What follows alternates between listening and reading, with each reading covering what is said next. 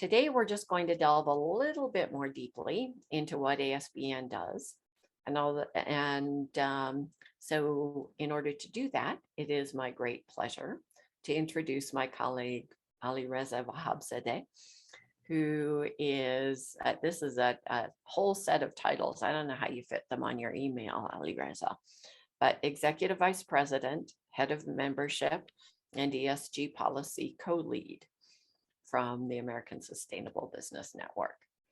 Ali Reza is going to give us a little bit of an orientation to the resources and opportunities for engagement through our affiliation with ASBN, and help us to learn how ASBN's programs and initiatives create impact and how that network might help your business or organization.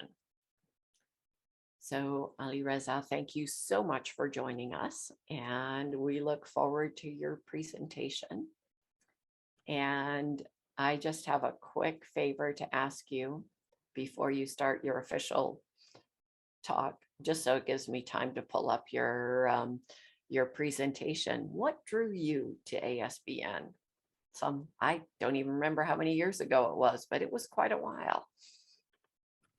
Thank you, Sandra. Thank you, Angela. Thank you, Perry. Thank you, Chris. And thank you to the Sustainable, Equitable Economic Democracy, New Mexico, for inviting me to join your lunch session today.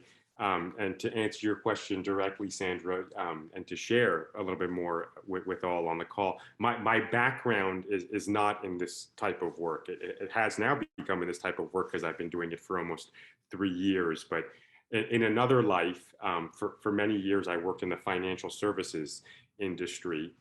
And my life changed 4.5 years ago when my daughter was born. And I just started looking at the world in a different way, from seeing how much waste we were collecting with a newborn baby, to looking at society differently. At the time, I was living actually in San Francisco, and I had a firsthand view of the vast income inequality that exists in the most, the wealthiest city per capita in our nation. And I just started looking at things differently. And our CEO and co-founder, Jeffrey Hollander, has always been a personal and professional mentor of mine. And so when I was kind of looking at things differently and telling him how I was looking at things differently, he said, hey, look up a group called the American Sustainable Business Council, which is what we were called at the time, and I'll get into that in a moment, and tell me what you think. And I looked it up and I said, I want to be a part of this. And that's what drew me to this. And I was very fortunate to work with him, our board, Sandra, all our colleagues who knew that this was not my background, but this is something I wanted to get much more involved in. And I can't believe it took so long for me to get involved in this. And I can never imagine doing any other work except this type of work. So thank you so much for inviting me to be with you today. Thank you so much. Are you sure it was really only 3 years? It seems like you've been there forever. That's what it feels like for me too. All righty, let me just share my screen here, and I will turn it over to you. Thank you. So I put together this draft presentation. I'm happy to go over it, but please jump in at any time, interrupt, ask any questions. I want this session to be as interactive and useful for you all as possible. So as we said from the beginning, it's completely informal, so don't hesitate to jump in. But basically, the American Sustainable Business Network was formed just this past year, this past November, when 2 entities came together to merge and form the American Sustainable Network. The first one was the American Sustainable Business Council, which is the group that I come from, and Sandra served on that board and now on our new board, which was always involved in policy and advocacy. And then another group called Social Venture Circle, which brings together impact investors and entrepreneurs of mission-driven companies. And what we realized as we were in a strategic partnership over the past 2 years is that this moment in time that we're living in right now is opportune to bring our two groups together, because we need to now more than ever amplify the business voice, the investor voice, to try to create the change that our economies and our society so desperately need. So that's how the American Sustainable Business Network was formed. And if we can kind of get into the presentation and flip the slide, one of the realizations we've had is that, shareholder capitalism isn't working anymore. You could see that, in the wake of COVID-19 and the escalating climate crisis, the ongoing racial and social inequality that we're witnessing and suffering from, and we're really due for major systems change. Business has contributed to this problem, and business can also be a pathway out of this problem. And one thing that we're convinced of is that the old ways of doing business have been exposed to systemic risks, and things need to change. The COVID-19 crisis has revealed what many of us already know, that our current economic system does not work for most Americans. The challenges around income inequality, market consolidation, climate change, infrastructure collapse, all of these pose increasing threats to our economy, our social stability, and our continued leadership in the world. And so things really need to change, and this is the movement that ASBN is trying to create. If we could go to the next slide, please. And we recognize and firmly believe that a just and sustainable economy is the path forward. Businesses must transition from a shareholder to a stakeholder perspective, a shift that will advance a just and sustainable economy, and also regenerate our environment, protect our health, and advance social and racial justice. And we're not the only ones calling for this on this call. If you look at consumer behavior and the behavior from the millennials and the Generation Z, these are the next leaders of tomorrow. And all the research shows that when they're consuming, they're looking for brands that practice sustainability, that have some sort of ESG component to the work they do. And this is really critical, because this is what's going to be necessary to get us out of the system that we've been operating in for the past 4 decades. So if we move to the next slide, we're frankly trying to change the rules of the game. And the way we're trying to do that is through a collaborative network approach, focusing on key issues that we'll get into, and producing thought leadership and organizational strength with, for example, the association members that we have, the state affiliates that we have, like your good selves, because we're all in this together, and collectively we can make much more noise than we can individually. And so we're kind of trying to be the countervailing voice to the US Chamber of Commerce, which kind of advocates for a business as usual approach to doing things. And I'll just go a little bit deeper there and give a recent example. Last summer, when in Congress they introduced the Infrastructure and Investment Jobs Act, and they knew that they were going to be introducing Build Back Better shortly thereafter. There was a lot of noise that was made by groups like the US Chamber of Commerce that actually, before that, say that they care about climate change. But then when they knew that money was required to fund the investments needed to combat climate change, they said, no, we're against that. And you saw the press reporting, the US Chamber of Commerce says they speak for all businesses, and they're against the Infrastructure and Investment Jobs Act. And ASBC at the time was able to mobilize businesses and to get over 400 signatures from businesses to advocate and support both of those pieces of legislation. So we were delighted when the Infrastructure and Investment Jobs Act went through.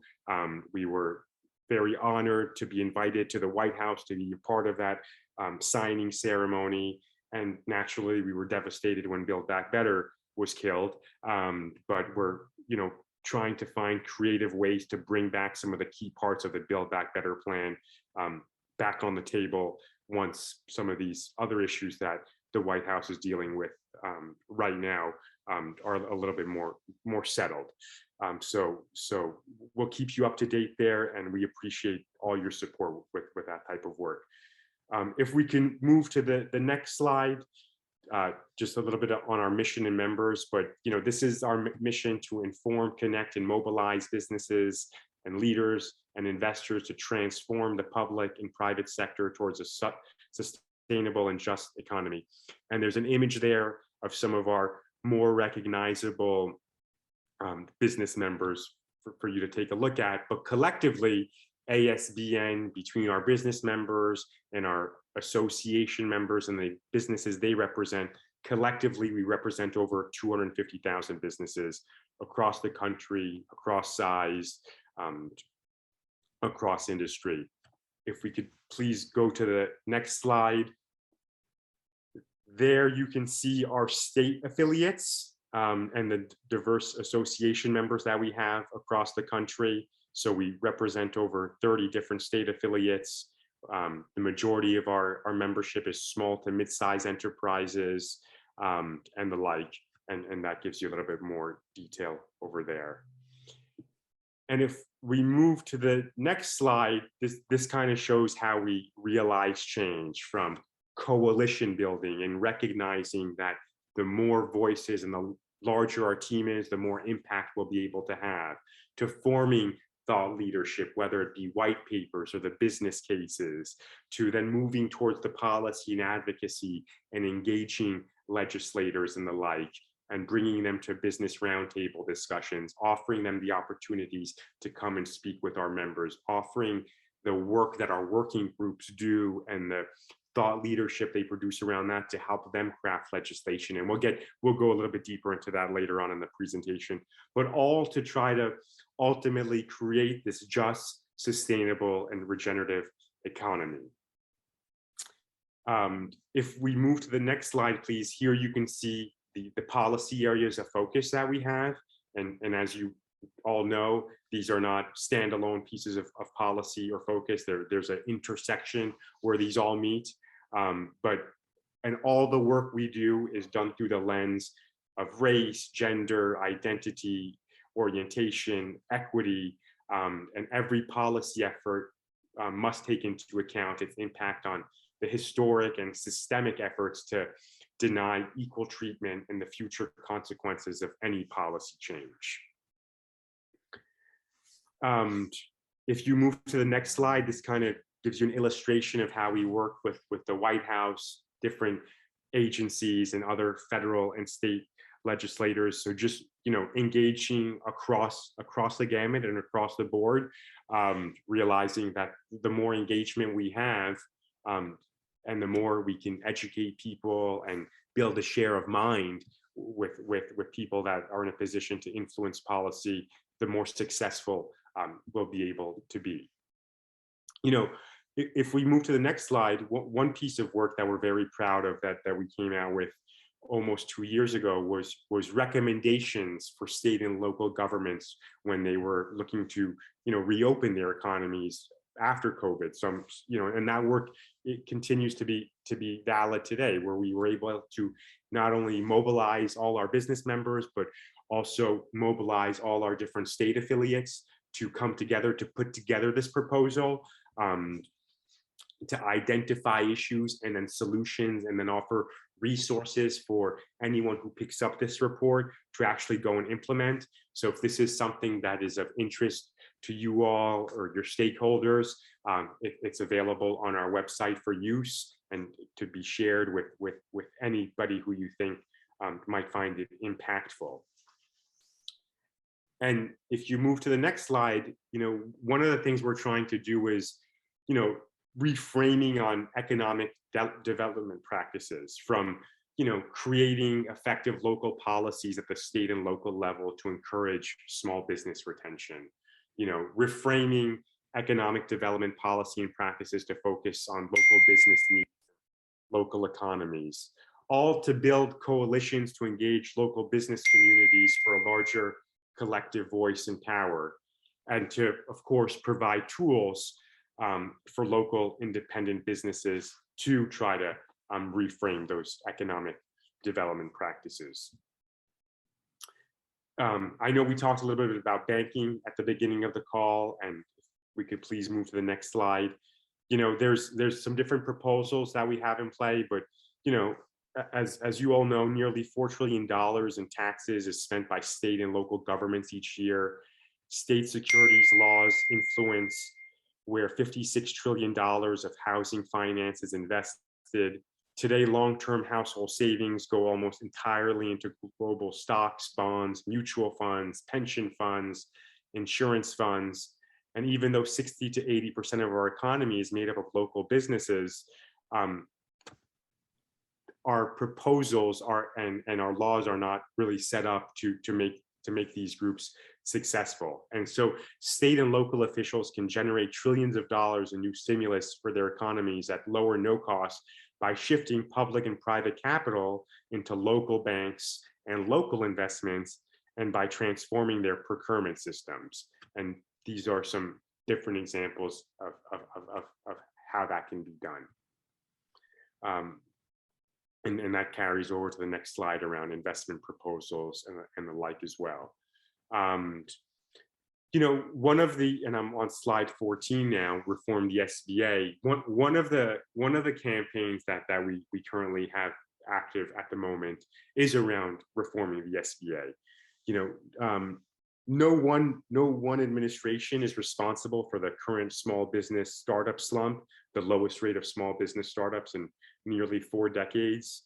Even before the pandemic and recession, it was clear that the growing economy and the record low unemployment did not translate into ramping up the business startups and the numbers that we need. And the pandemic has only worsened these numbers. The nation will not reverse this problem unless a specific federal agency is given the mission, authority, and resources to address the issue, along with establishing specific and measurable goals. And that's exactly what we're trying to do with reforming the SBA. And so if you move to the next slide, you can see some of the recommendations that we've made to the SBA and some of the different ways that we've been engaging them. But, you know, the SBA should be the federal agency for this small business mission. Unfortunately, it presently does not have the mission, the authority, or the resources to carry it out. The SBA was established in 1953 to help small business owners and entrepreneurs pursue the American dream. It serves individual small business owners through counseling, capital, and contracting expertise. Its mission is to be reactive to individual entrepreneurs and small businesses, not proactive to provide leadership for a national campaign on small business startups. And we believe that that's where it should be. So that's a little bit about the SBA. And if you guys want to get into any of the other specific policies, areas that we're focused on, I'm happy to go deeper to the best of my ability.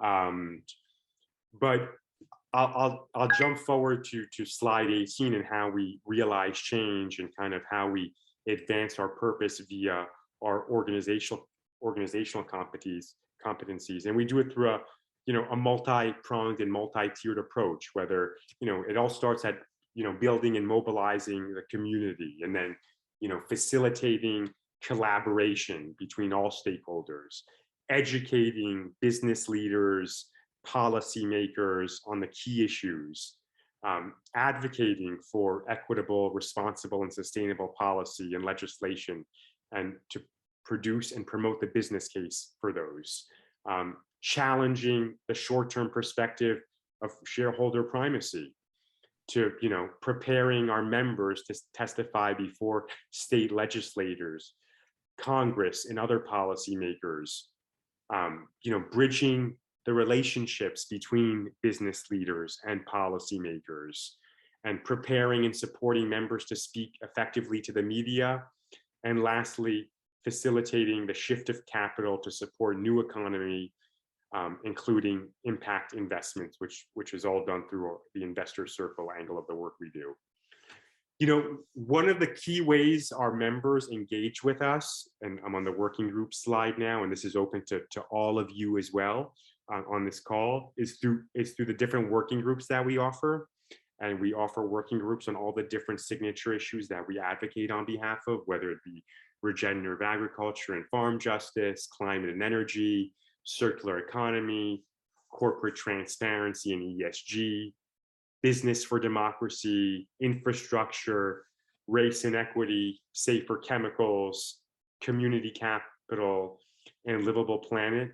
These are all ways to engage not only on these policy issues, but also with other ASBC business members, ASBC association members, state affiliates. And the way the working groups are set up is that they meet on a monthly basis for an hour each time. And each group is at a different level of their work. So maybe for the case for this example, I'll talk about the corporate transparency and ESG disclosure working group, because that's one that I'm very involved in. But that's a working group that we launched last summer to address issues around corporate transparency and ESG disclosure. And as you all may be aware, there's a lot of spotlight right now around just that with the SEC, especially when it comes to climate disclosure and human capital disclosure. And so we're trying to engage the SEC and other allies and business members so that once they do come out with their proposed rule on climate disclosure and human capital disclosure, which has been delayed now since October. But once that does come out, to get our arms around it as quickly as possible, then for ASBN to officially comment on it directly to the SEC, then to do a webinar with our strategic partners and allies to educate our constituency and all our stakeholders on what the proposed rule is, and then to encourage all those that are involved as members to actually make an impact by commenting on the letter directly through a template that we offer, or add any additional information that they would like. So that's an example there. One of the other things we're trying to do within that working group, and we're trying to figure out how we want to do that, is there's a lot of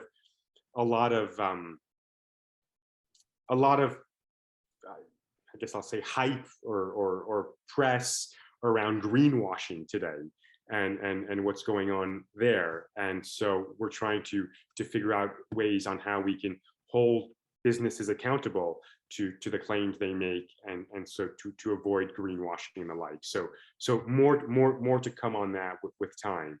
And that's in, I was going to say in a nutshell, but in 30 minutes, what we do.